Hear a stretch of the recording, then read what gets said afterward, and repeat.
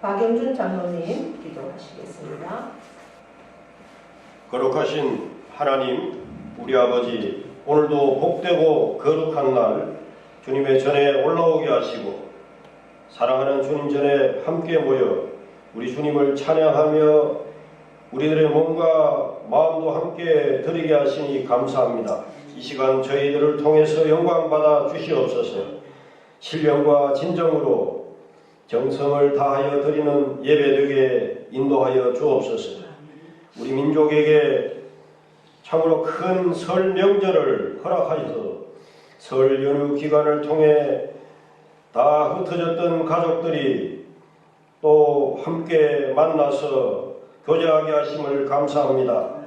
설 연휴 기간을 통해 주님의 사랑을 나누게 하시고 풍성함이 있도록 은혜도 베풀어 주셔서 우리가 또한 이렇게 밝고 건강한 모습으로 이 시간 우리 주님 앞에 함께 예배드릴 수 있도록 인도하심도 감사합니다. 사랑이 많으신 하나님, 오늘도 우리 믿음의 성도님들을 일일이 기억하시고 가정과 자녀들에게 복을 내려 주옵소서. 늘 강건케 하시고 믿음으로 바르게 성장하게 인도하여 주옵소서. 영혼의 축복을 사모하게 하시며 신령한 생활을 이어가게 하여 주옵소서. 늘 기도에 힘쓰는 생활이 되게 인도하여 주옵소서. 그래서 하나님과 대화가 끊어지지 않게 하시며 영혼의 기쁨이 충만토록 역사하여 주시옵소서. 저희 공금 서부교회를 친히 세우시고 사랑과 은혜로 인도하여 주심을 감사합니다.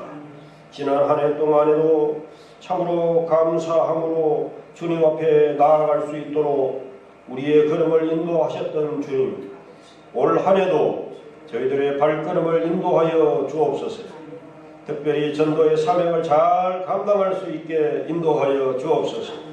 저희들을 통하여 이 병암리, 동방리, 오태리 이 지역 사회의 등불이 되게 하시고 마을과 이웃을 돌아보며 주님의 사랑을 전하며 지상명령이신 전도의 사명 잘 감당케 하시고 날마다 성장하며 승리하는 귀한 삶을 살 수 있도록 인도하여 주옵소서. 모든 역사를 주관하시는 하나님, 특별히 우리나라를 기억하시고 사랑하여 주옵소서. 온 국민이 우리 주님께 영광 돌려드리는 복된 나라 되도록 인도하여 주옵소서. 하나님 편에 서는 나라 되게 하시고 민족 되게 하시고 예수 한국 복음 통일되게 인도하여 주옵소서. 이 시간 목사님 말씀을 들고 강단에 서십니다. 하나님의 놀라운 역사가 일어나게 하여 주옵소서.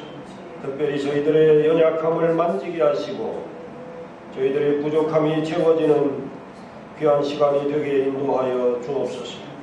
하나님 영광 받으시는 거룩하고 향기로운 예배 되게 인도하여 주옵소서. 예수님 이름으로 감사하며 기도하옵나이다. 아멘. 찬송 399장입니다.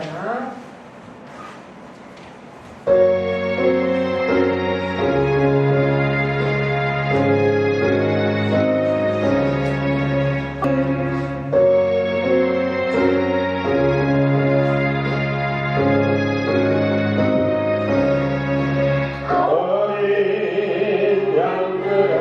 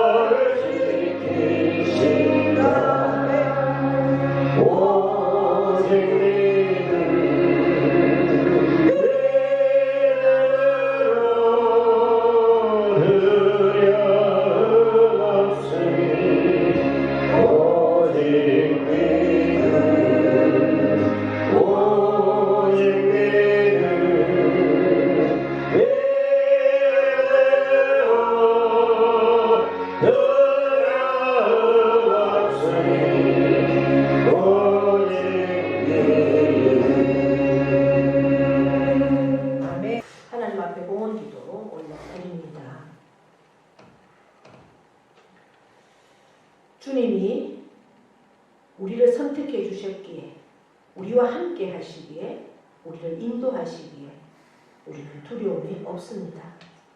세상의 환경들은 우리를 두려움에 떨게 하고 환난과 고통으로 우리를 몰아친다 할지라도 우리는 하늘의 권세, 땅의 모든 권세, 그 권세를 가지신 하나님이 나의 아버지시고 나의 주인 되시기에 우리를 지켜주시기에 우리는 믿음으로 아버지 앞에 오늘도 섰습니다. 하나님, 믿음으로 이 시간 나온 사랑하는 영혼들, 특별히 주님 앞에 믿음으로 올려드리는 귀한 본문의 예물들 하나님 받아 주시옵소서. 기억하여 주시옵소서.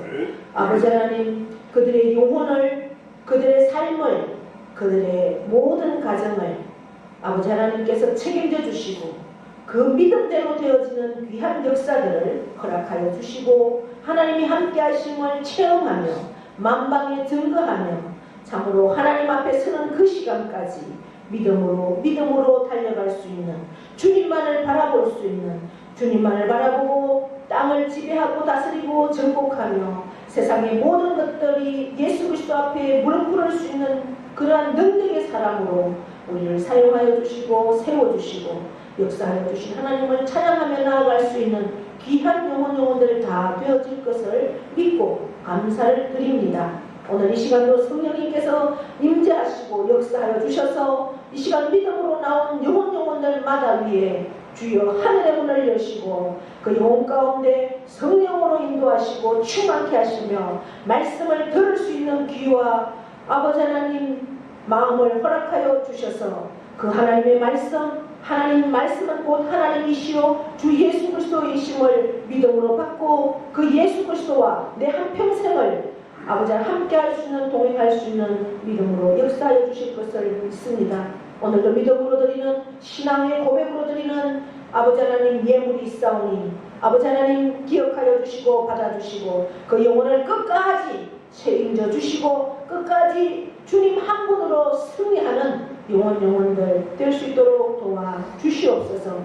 오늘도 아버지 앞에 선교 예물로 감사 예물로 올려드리는 모든 손길들마다 아버지 하나님이 책임져 주시고 참으로 그들의 중심대로 아버지 하나님 선포한 대로 많은 영혼이 주께 돌아오게 하시며 그들의 모든 삶이 감사로 충만할 수 있도록 아버지 하나님 역사하여 주시옵소서.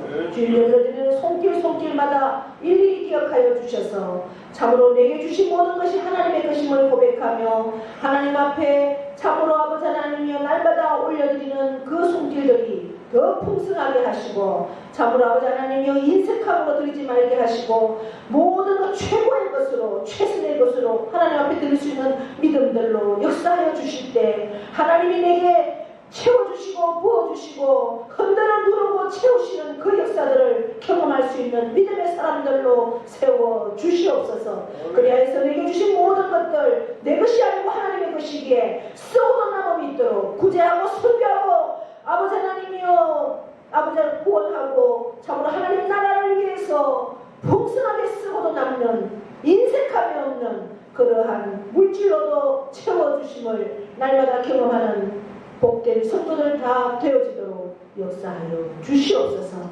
하나님께서 이 모든 예물을 드리는 영혼들마다 손길들마다 그 가정을 통하여 자손만대의 영적인 복을 누리며 육적인 복을 누리며 참으로 하나님 영광을 선포하는 귀한 믿음으로 역사하실 하나님을 찬양하며 예수 그리스도의 이름으로 축복하며 기도하옵나이다. 아멘.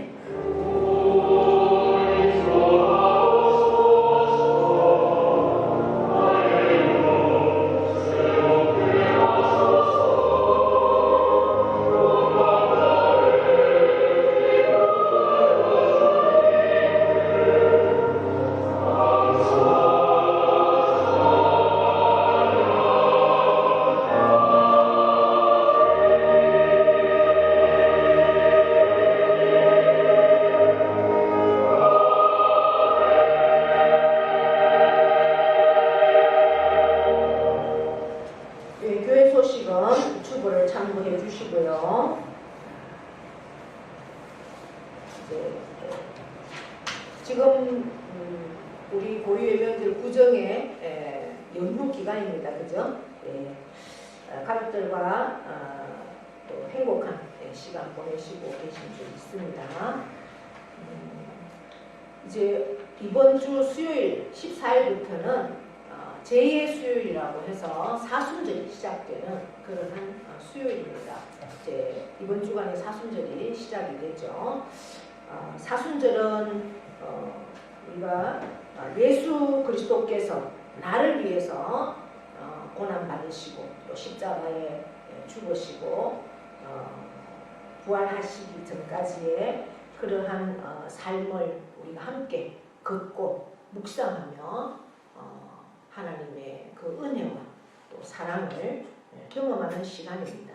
그래서 특별히 우리가 이 사순절 기간 금식하면서 더 하나님 앞에 가까이 나아가고 또 말씀과 기도로 더 하나님과 교제하는, 그래서 세상 것들을 조금 정리하는, 주님께만 집중하는 그러한 40일의 시간이 되기를 축복합니다.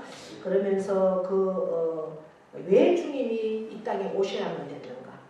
왜 아무 죄도 없으신 예수께서 십자가에 그렇게 피 흘려 죽으셔야만 됐는가? 그것은 무엇 때문이겠습니까? 바로 나를 구원하시기 위함이고 이 세상의 모든 영혼들을 구원하시기 위해서 그렇게 하셨습니다. 그렇기 때문에 하나님이 가장 기뻐하는 일이 뭘까? 그것은 바로 한 영혼을 구원하는 일이죠. 그래서 이 사순절에는 특별히 내 영혼을 점검하고 내 영혼이 하나님 앞에 더 집중하고 아직도 주님을 알지 못하는 나의 사랑하는 가족들을 위해서 집중적으로 기도하시고 그 영혼의 구원을 위해서 여러분 40일 동안 정말 열정적으로 영혼의 구원을 위해서 집중하는 그런 시간이 되기를 축복합니다. 그래서 우리가 전도는 사랑의 시작이라고 그랬습니다. 사랑의 시작, 그 사랑의 표현, 그것은 바로 예수 그리스도를 전하는 일입니다. 우리가 4월 28일이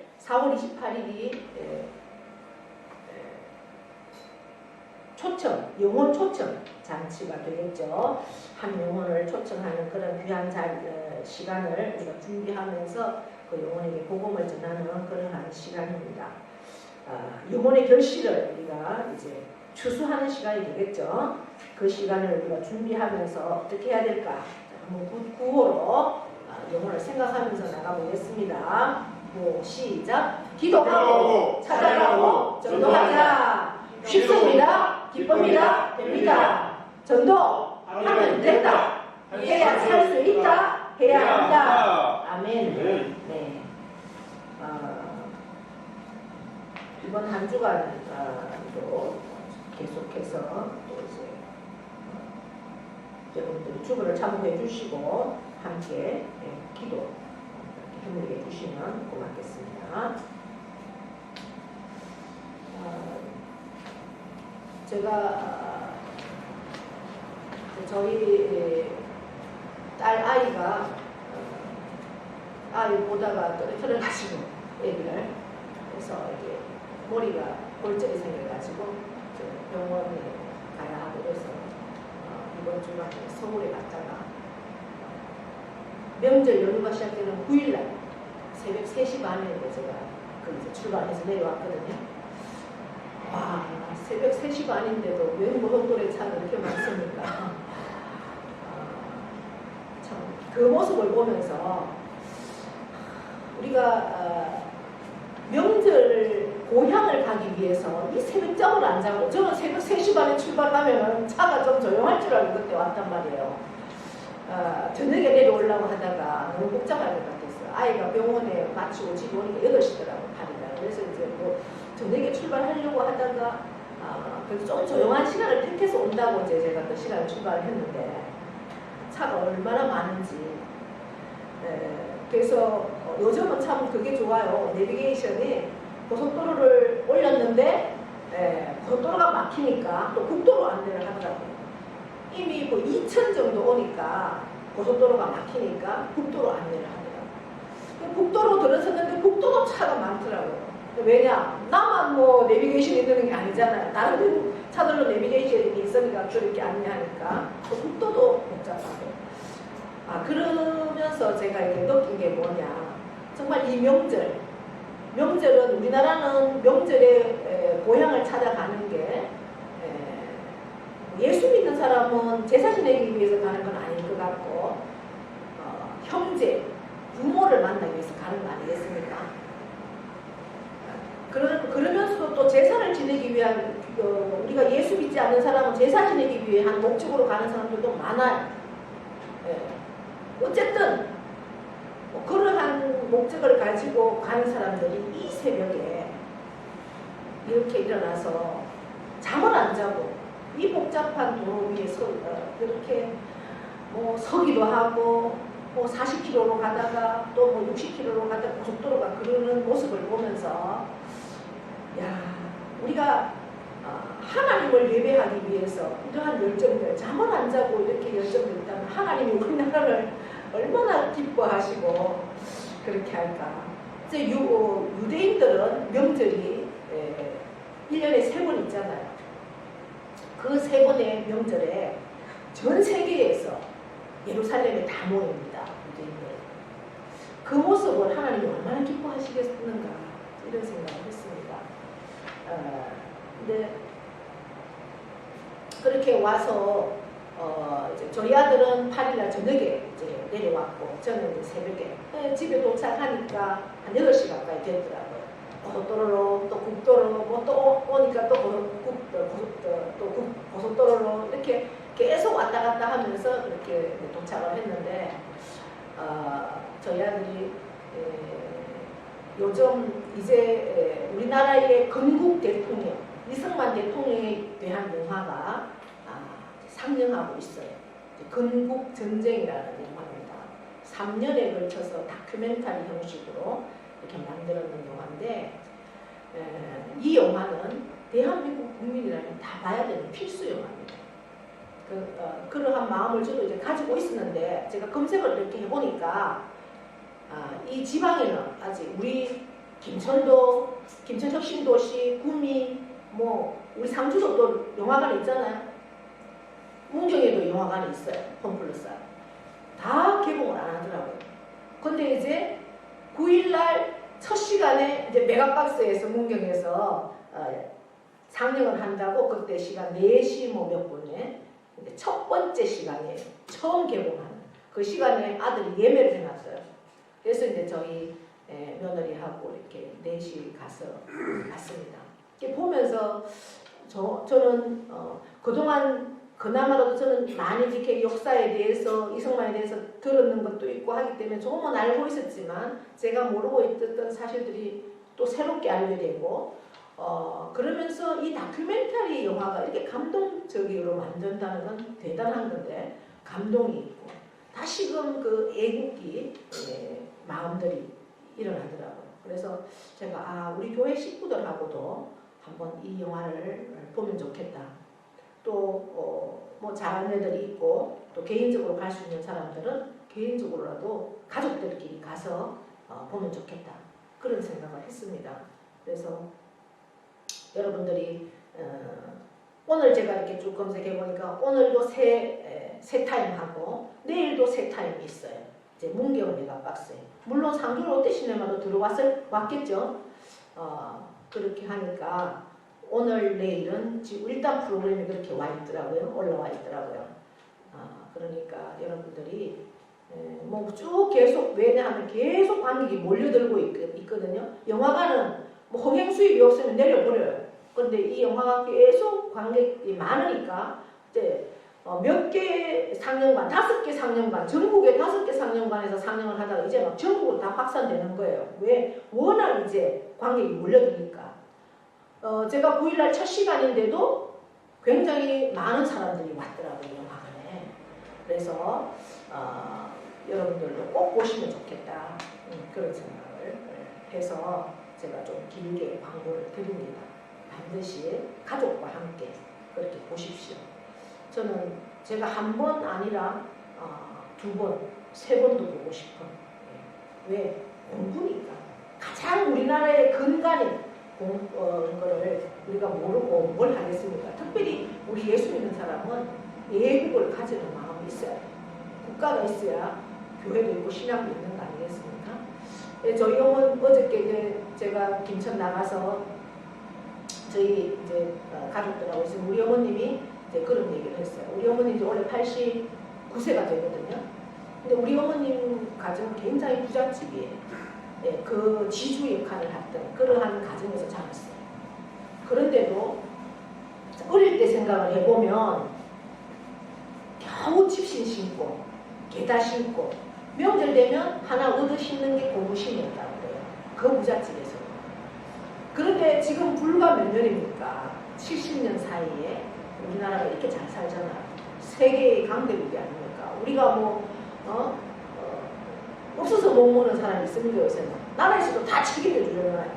우리가 전도하려고 물품 들고 나가보면요 나라에서 좀 많이 갖다 주니까 그거 가지고 전도가 안 되는 거예요. 그죠? 옛날에는 얻어먹으려고 우리 어릴 때만 해도 교회 가서 뭐 하나 얻어먹으려고 교회를 왔잖아요. 근데 이제는 무엇 주면서 교회 오라 하면 우리가 지난번에도 오광교에서 왔을 때 그 오리백숙을 대접하겠다고 오라 해도 우리 어제도 먹었다고 이렇게 얘기하잖아요.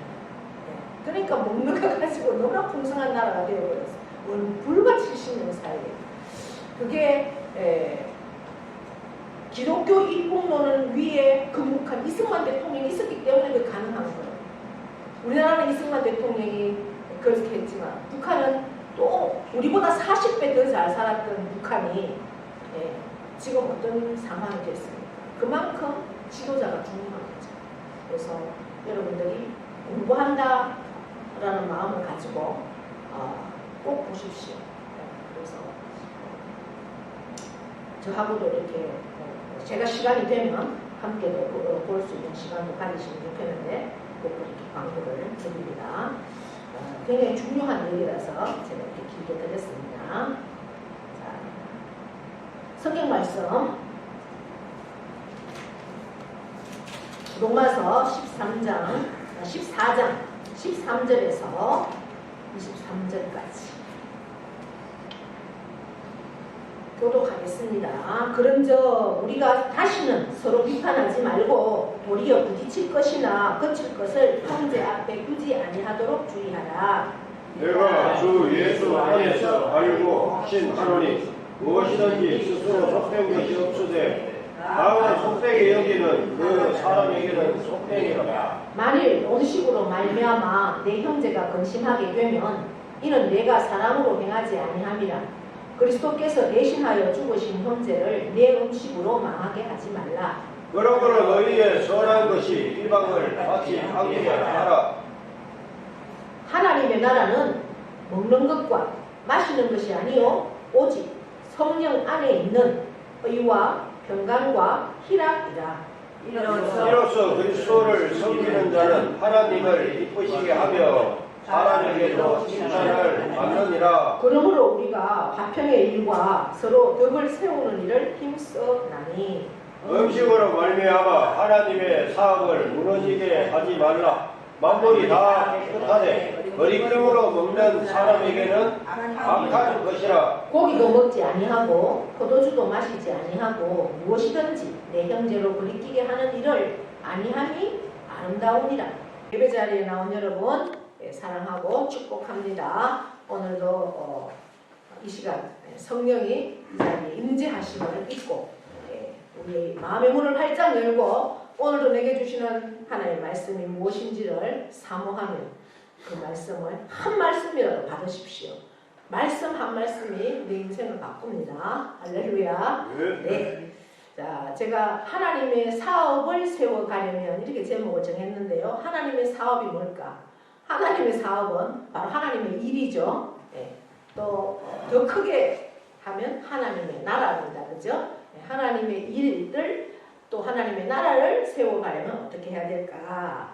이 말씀이 오늘 우리가 읽은 14장 13절로 23절 안에 말씀입니다. 그 하나님의 일을 사도 바울이 이 로마서를 로마 교인들에게 쓴 편지다 했습니다.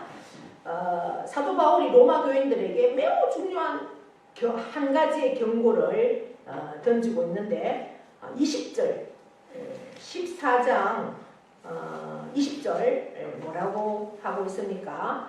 음식으로 말미암아 하나님의 사업을 무너지게 하지 말라. 그죠? 이렇게 말하고 있습니다. 그러니까 이게 무슨 말일까? 로마 교회도 그렇겠지만 로마 교회도 고린도 교회도 마찬가지였습니다. 그 당시에는 우상에게 절하는 그러한 음식을 시장에 갖다 팔았습니다. 그래서 많은 사람들이 그 음식을 사서 먹었어요. 그런데 그것을 사서 먹기도 하고 또 그냥 먹기도 하겠죠. 우리가 지금 얘기하면 어떤 거겠습니까? 제사상에 올라간 음식을 우리가 먹는 것이 합당한가? 아닌가? 이것에 대해서 얘기하고 있는 거예요, 여러분. 이제 성도들 사이에서 계속 이제 그 얘기를 하면서 서로 생각이 다르겠죠. 여러분들 생각은 어떻습니까? 그런데 이제 여러 가지 생각이 있을 거예요. 생각이 다 다를 겁니다. 그런데 이제 사도 바울은 어떻게 얘기하고 있습니까? 생각이 다르다고 해서 그것 가지고 막 서로 비판하고 판단하지 말아라. 결론은 그거예요. 생각이 다르면 다르구나라고 오히려 내가 생각이 다른 그 영혼을 위해서 어떻게 보면 너무 판단하고 막 그러다 보면 어떻게 됩니까?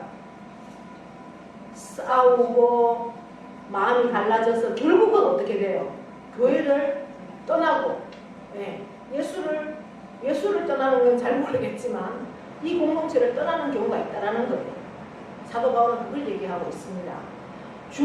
물론 그것도 중요한 부분은 중요한 부분이겠죠. 그러나 그것 때문에 그 사람에게 너무 큰 상처를 줘서 교회를 떠나도록까지는 하지 말아라. 결론은 그거예요. 서로 다르다 할지라도 하나님 안에서 오히려 좀 부족한 부분을 나하고 다른 거는 기도하면서 그래도 아름다운 교제를 해나가야 한다. 이렇게 말씀하고 있다라는 겁니다. 하나님의 나라, 교회 또 포함되겠죠. 그리고 하나님의 일, 하나님의 사업을 세워가려면 형제를 세워야 한다. 오늘 말씀이 그렇게 하는 겁니다. 하나님의 일은 결국 누가 하는 겁니까? 하나님의 일은요, 하나님이 바로 뚝딱 도깨비 방망이처럼 그렇게 해주는 게 아닙니다. 하나님의 일은 반드시 하나님의 사람을 통해서 일을 하는 거예요. 하나님의 일은 믿지 않는 사람이든 믿는 사람이든 사람을 통해서 하나님 반드시 일을 하셔요. 그렇기 때문에 사람과의 관계가 굉장히 중요하다. 오늘 그 말씀을 하고 있는 겁니다. 우상에게 전한 음식을 먹고 안 먹고 그것이 중요한 게 아니다라는 거죠. 그것 때문에 결국 시험 들게 하지 말아라. 서로가 판단하지 말아라고. 판단하지 말아라. 판단은 누가 합니까? 하나님이 하실 거다. 서로 판단하지 말고 부딪히지 말고. 오늘 19절에도 보십시오. 13절에도 보십시오. 13절에도 뭐라고 해놨습니까? 그런저 우리가 다시는 어떻게 하라고요? 서로 비판하지 말고 도리어 부딪힐 것이나 거칠 것을 형제 앞에 두지 아니할 것을 주의하라. 이렇게 얘기하고 있습니다. 그죠? 그래서 너무 그렇게 부딪히면서 판단하면서 그렇게 하지 말아라. 오히려 세워주라. 이렇게 말씀을 합니다. 그래서 결론적으로 그 우상에게 전한 음식을 마셨다고 해서 여러분 지옥 갑니까? 그건 아니잖아요. 그죠? 그러나 그 음식을 먹는 모습을 통해서 믿지 않는 사람들에게 덕이 되지 않으면 하나님은 그걸 하지 말라 했어요. 가령 이런 생각을 해봅시다. 제가 목사입니다. 어디 가서 술을 마시고 있는 모습을 누가 나를 봤다. 그러면 그 모습이 덕이 되는 모습입니까? 어떻습니까? 아이고 목사가 술을 마셔? 이래서 이제 어느 성도가 우리 교회 성도가 봤다. 그래가지고 교회를 떠나는 사람도 있을 수도 있다는 거죠. 내 모습을 통해서 덕이 되지 않는 것은 내 스스로 그만둬야 되겠죠. 예. 그러한 모습을 그렇다고 해서 그것을 막 정죄하고 판단하고 목사가 어떻대 물론 목사니까 그게 다 이야기거리가 되겠죠. 가령 어떤 성도가 술을 마시고 있는 장면을 봤다. 당연히 안 좋지만 그거 가지고 비난거리를 삼지 말아라. 예. 오히려 그 영혼을 위해서 기도해주고 예. 그게 하나님 기뻐하는 일이다. 왜? 그거 가지고 구태여 그게 하나님 보실 때 그 자체가 나쁜 짓이고 하나님 보실 때는 안 좋다고 생각이 되겠지만 지옥 가는 어떤 그거는 아니니까 그래서 그걸 너무 비판하지 말아라. 그래서 21절에서 이런 결론을 하고 있어요. 21절 보십시다. 고기도 먹지 아니하고 포도주도 마시지 아니하고 무엇이든지 내 형제로 그리끼게 하는 일을 아니함이 아름답다. 그죠? 예. 누군가가 봤을 때 덕이 되지 않으면 안 하는 게 가장 아름답다. 그 말씀을 하고 있는 거죠. 그래서 결국 우리는 19절에 이렇게 말씀합니다. 그러므로 우리가 뭘 하라고요? 화평의 일과 덕을 세우는 일에 힘써라. 이렇게 말씀을 하고 있습니다. 그래서 어떠한 상황 가운데 있다 할지라도 너무 말로 행동으로 비판하지 말고 오히려 잘 세워가라. 아직은 연약하기 때문에 아직은 믿음이 없기 때문에 그렇다. 오히려 그 영혼을 불쌍히 여기고 기도해주고 더 잘 세워줘라. 이 말씀을 하고 있는 거예요. 그러면서 또 어떤 말씀을 합니까? 우리의 삶의 질적인 성장을 추구해야지 하나님 나라를 세워갈 수 있다. 이렇게 말합니다. 하나님 나라를 어떻게 세울 수 있는가? 하나님의 백성의 삶을 통해서 하나님의 나라가 세워져 가요. 우리가 로마서 제가 몇 번 말씀드렸지만 로마서는 두 부분으로 나눠진다 했죠. 1장에서 11장까지는 교리적인 부분이에요. 그 다음에 12장부터 16장까지는 삶에 대한 이야기예요. 그래 너가 구원받았어. 정말 하나님이 너의 아버지고 예수 그리스도가 너의 주인이 된다면 너는 어떻게 살아야 되겠어? 이렇게 살아야 돼 라는 말씀이 12장부터 16장에 기록이 되어 있어요. 그래서 계속해서 지금 그 말씀을 하고 있는데 12장을 시작하면서 뭐라고 말씀을 합니까? 12장 1절로 2절에 보면 그러므로 형제들아 내가 하나님의 모든 자비하심으로 너희를 권하노니 너희의 무엇을? 몸을 하나님이 기뻐하시는 거룩한 산 제물로 드리라. 이것이 너희가 드릴 영적 예배다. 이 몸은 뭐예요? 삶이라는 거예요. 몸은 우리가 삶이 예배가 되어야 한다. 우리의 삶 전체로 드리는 그것이 우리가 삶을 통해서 하나님 나라를 세워갈 수 있다. 하나님 나라를 세상 사람들이 어떻게 볼 수 있습니까? 하나님의 나라를 세상 사람들은요 우리를 통해서 볼 수 있는 거예요. 하나님의 백성, 교인들을 통해서 하나님 나라를 볼 수 있다는 겁니다. 그래서 우리가 불신자들에게 하나님의 나라를 소개할 수 있는 방법은 우리의 삶의 행동, 말 그것을 통해서 하나님 나라를 소개하고 있다는 겁니다. 왜? 그 하나님 나라를 우리가 대표하고 있기 때문에 우리 한 사람 한 사람은 하나님 나라의 대표자입니다. 그렇기 때문에 우리는 어떤 말을 해야 되고 어떤 행동을 해야 되고 늘 그것을 생각하면서 사람들을 만나야 되고 그렇게 살아야 된다는 거죠. 그래서 하나님 나라에 속한 하나님의 백성들의 삶 속에서 하나님이 요구하는 모습이 그럼 뭐냐? 오늘 17절 굉장히 중요한 말씀입니다. 이런 말씀들은 우리가 늘 암송하고 있으면 좋겠어요. 시작 17절 하나님의 나라는 먹는 것과 마시는 것이 아니요 오직 성령 안에 있는 의와 평강과 기라라. 아멘. 천국의 본질은 하나님 나라의 본질은 먹고 마시는 것이 아니라는 거예요. 뭐예요?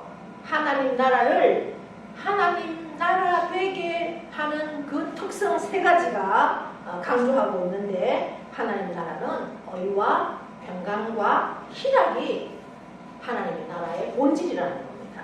왜? 우리가 믿고 있고 우리 안에 거하시는 우리 안에 하나님의 영, 성령이 거하시잖아요. 그 하나님은 의의 왕이십니다. 할렐루야. 평강의 왕이십니다. 기쁨의 왕이십니다. 여러분, 성령으로 충만하면요, 우리 세상의 그 악을 우리가 선으로 바꿀 수 있는 그런 믿음의 삶을 살 수 있습니다. 요즘 전세 사기, 한번 생각해 보십시오. 없는 사람들, 그죠?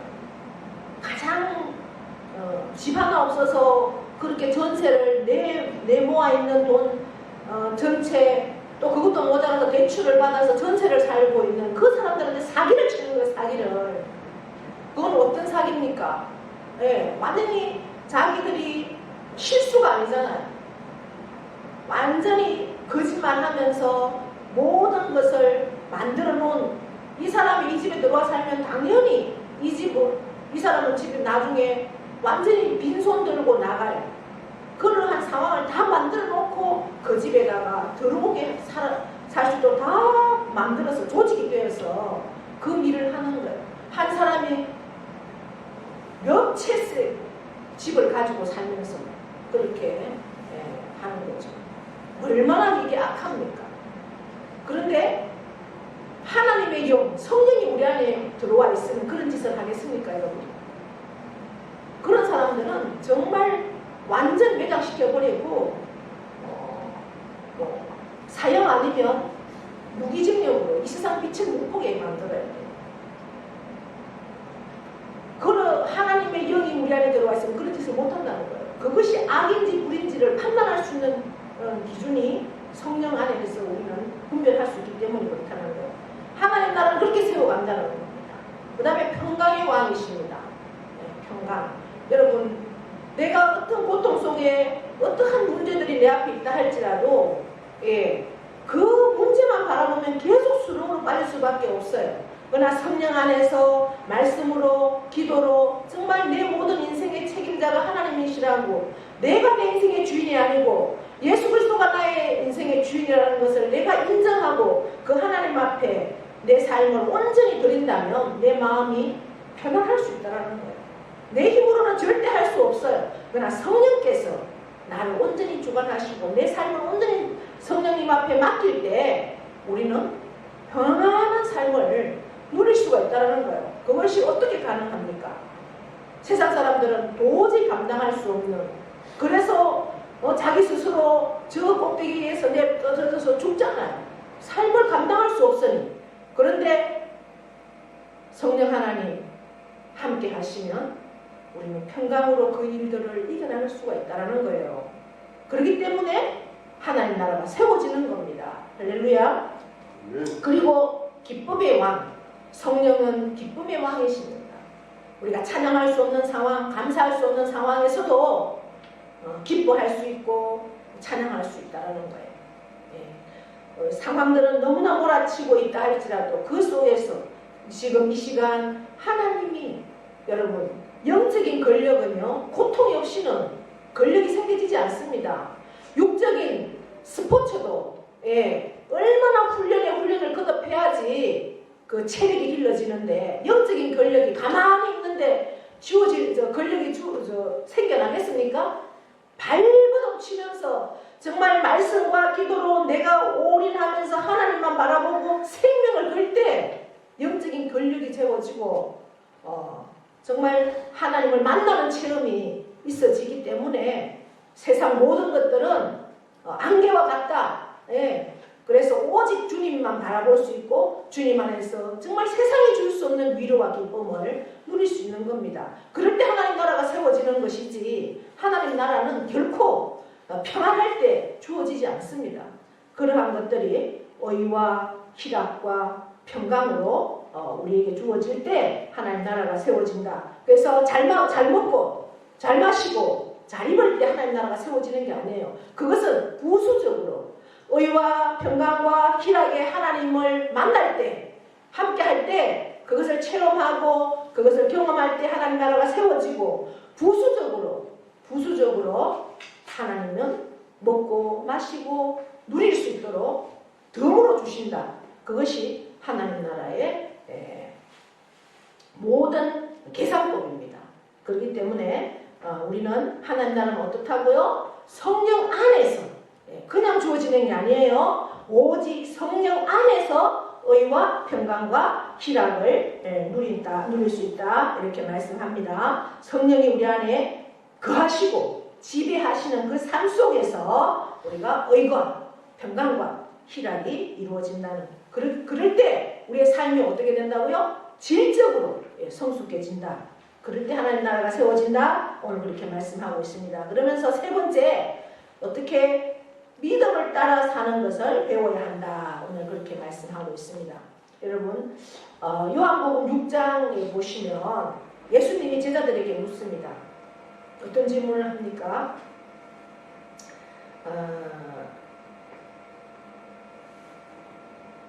제자들이 예수님한테, 그 예수님께서 요한복음 6장에 오병이의 기적을 일으키고 난 이후에 바로 제자들이 물어요.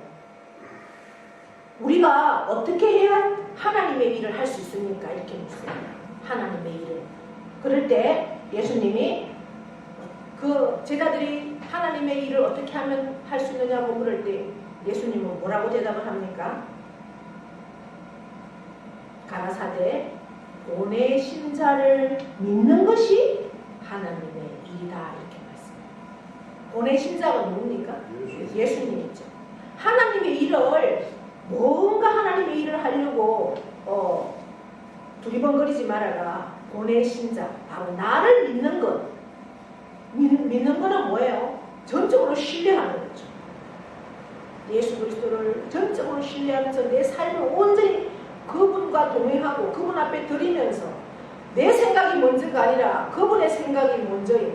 그죠? 그러한 믿음이 나를 믿는, 하나님의 일을 하는 것이다. 그렇게 믿음으로 살면 하나님 나라가 세워진다. 바로 그 말씀을 하고 있는 거죠. 그러니까 하나님을 신뢰하고 사는 것이 하나님의 일이다. 그래서 결국 하나님의 일의 본질은 뭐예요? 믿음으로 사는 겁니다. 믿음으로 사는 겁니다. 우리의 삶은요, 무수한 선택으로 이루어져 있잖아요. 선택과 결정, 선택과 결정. 무엇을 선택하고 무엇을 결정하는가. 계속해서 우리의 삶은 그것의 연속입니다. 정말 내가 결정하는데 하나님이 기뻐하시는 일이기 때문에 내가 이것을 결정하는가. 나한테 덕이 되기 때문에 이것을 결정하는가. 선택하는가. 항상 그것의 결정과 선택의 갈림길에서 늘 서 있습니다. 우리가 어떻게 선택을 해야 됩니까? 믿음으로 해야 되는 거죠. 하나님이 기뻐하시는 일이기 때문에 나에게 손해가 온다 할지라도 그것을 선택하는 것. 그것이 하나님의 일이라는 것. 내가 믿음으로 산다는 것은 오늘 22절로 23절에 이렇게 말씀합니다. 한번 읽어볼까요? 내게 있는 믿음을 하나님 앞에서 스스로 가지고 있으라. 자기가 옳다 하는 바로 자기를 정죄하지 아니하는 자는 복이 있도다. 의심하고 없는 자는 정죄되었나니 이는 믿음을 따라 하지 아니하였기 때문이다. 믿음을 따라 아니하는 것은 다 죄이라. 이렇게 결론을 내리고 있습니다. 사도 바울은. 믿음으로 산다는 것은 바로 이런 것이죠. 우리가 그럼 내가 믿음으로 사는 게 그럼 뭘까? 말씀의 토대가 없으면 그것도 힘들겠죠. 그래서 구약, 그러니까 전혀 복음이 안 들어간 그때 시대에, 우리나라도 복음이 들어온 지가 140년밖에 안 됐으니 그 전에 복음을 몰랐던 사람들은 그러면 어떻게 될까요? 그것이 굉장히 중요한 질문이죠. 내 조상은 복음을 전혀 듣지 못하고 돌아가셨는데 그럼 그분은 지옥 갑니까? 천국 갑니까? 이렇게 질문을 해요. 그러면 어떻게 대답할 수 있을까요? 그건 우리는 모르죠. 저는 모른다라고 대답을 할 것입니다. 왜? 복음을 전혀 들을 수가 없는 상황에 있으니까. 하나님은 공평하십니다. 하나님은 복음을 듣지 않는 사람에게 정죄하지 않을 거라고 저는 그런 확신이 있어요. 그런데 그거는 하나님 앞에 서봐야 우리가 알겠죠. 그런데 한 가지의 그나마라도 준 게 뭐냐? 우리에게는 무엇을 줬습니까? 양심을 줬어요. 양심을 거리끼는 것은 하지 말아야 돼요. 그것은 믿음하고 관계가 있는 거예요. 내가 믿음의 말씀을 잘 모른다 할지라도 하나님은 내게 양심의 법을 주셨어요. 누구에게나 다 주셨잖아요. 양심에 거리끼는 일을 하지 말아라. 오늘 그렇게 말씀하고 있는 거예요. 그래서 믿음으로 살아라. 이 표현을 단적으로 다시 말하면 양심적으로 살아라 이거예요. 양심적으로. 양심의 거리. 양심은 우리 인생을 인도하는 어떠한 안내자 역할을 하는 거죠. 양심은. 그런데 성경은 또 그렇게 말해요. 양심조차도 부패되어 있다고, 마비되어 있다고 그렇게 말합니다. 그럼에도 불구하고 양심은 아직도 우리의 삶을 인도하기 위해서 하나님이 주신 소중한 선물입니다. 그래서 우리의 믿음이 행동으로 옮겨지는 과정에 있어서 정말 그 믿음을 행사하는 가장 중요한 나침판이 나침판으로 주신 것이 하나님이 주신 저는 양심이라고 생각을 합니다. 그래서 바울 사도가 오늘 22절로 23절에 믿음으로 살아야 한다. 그렇게 살지 않는 것은 죄다. 이렇게 말씀하는데 동시에 믿음과 동시에 양심을 강조하고 있다는 거죠. 우리가 잘 아는 디모데 사도 바울의 영적인 아들 디모데에게 사도 바울이 어떤 말씀을 했나 하면 디모데전서 1장 19절에 이런 말씀을 했습니다. 믿음과 착한 양심을 가지라.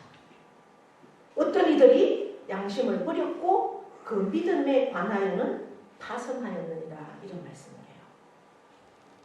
그래서 믿음대로 살지 않는다. 이것은 바꿔서 말하면 양심대로 살지 않는다라는 거죠. 내 안에 주께서 원하시는 그 양심을 따라서 내게 주어진 삶을 우리는 잘 살아내야 합니다. 그럴 때 저 사람은 참 믿음의 사람이다. 예수쟁이다. 이런 얘기들을 들을 수 있다라고 오늘 말씀하는 겁니다.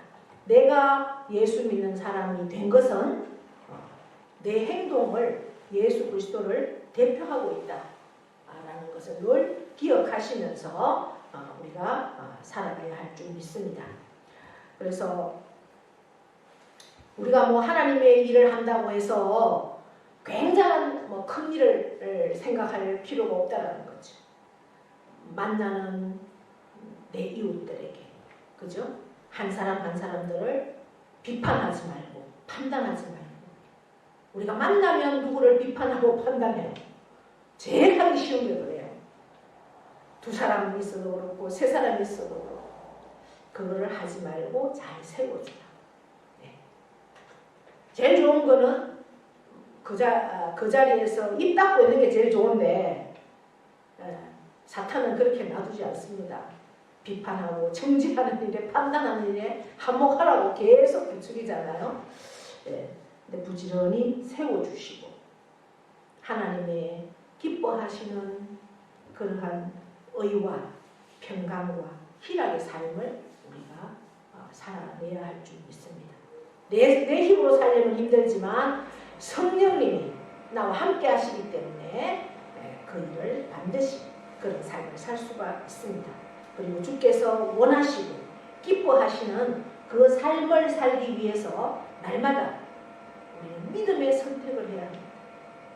내가 믿음의 선택이 뭔지 모를 때는 양심이 이끄는 대로 양심적으로 그죠? 그렇게 선택해서 날마다 믿음 따라 승리하는 그러한 저와 여러분 다 될 수 있기를 축복합니다. 하나님 아버지 고맙고 감사합니다. 오늘도 저희들 복된 자리에 앉게 하시고 귀한 말씀으로 우리에게 먹여주셔서 감사합니다. 이 말씀을 우리의 마음으로 받습니다. 참으로 내가 하나님의 일을 하려고 합니다. 하나님 꼭 무엇을 해야 할까요? 이렇게 하나님께 질문한다면 하나님의 일은 형제를 세워주는 것이야. 하나님의 일은 하나님이 기뻐하시는 의와 평강과 희락의 삶을 사는 것이야. 그래서 어떠한 상황에서든 믿음을 선택할 수 있는, 믿음을 따라 그러한 삶을 사는 것이야. 그것이 하나님 나라를 세워가는 것이야 라고 오늘 우리에게 말씀하십니다. 아버지 하나님, 우리에게 주어진 한 날 한 날의 삶이 하나님의 나라를 세워가는 그러한 삶으로 살아갈 수 있도록 도와주시옵소서. 감사드리며 예수 그리스도의 이름으로 기도하옵나이다. 아멘. 이제는 우리 주 예수 그리스도의 은혜와 하나님 아버지의 크고 영원하신 사랑하심과 성령님의 감화, 감동, 교통하심의 역사가 오늘도 우리에게 귀한 말씀으로 먹여주시고 이 말씀을 생명으로 받게 하신 하나님을 찬양합니다. 참으로 우리가 우리에게 주어진 예수 믿는 사람으로 예수의 이름을 높이고 하나님 나라를 세워가는 것, 그것이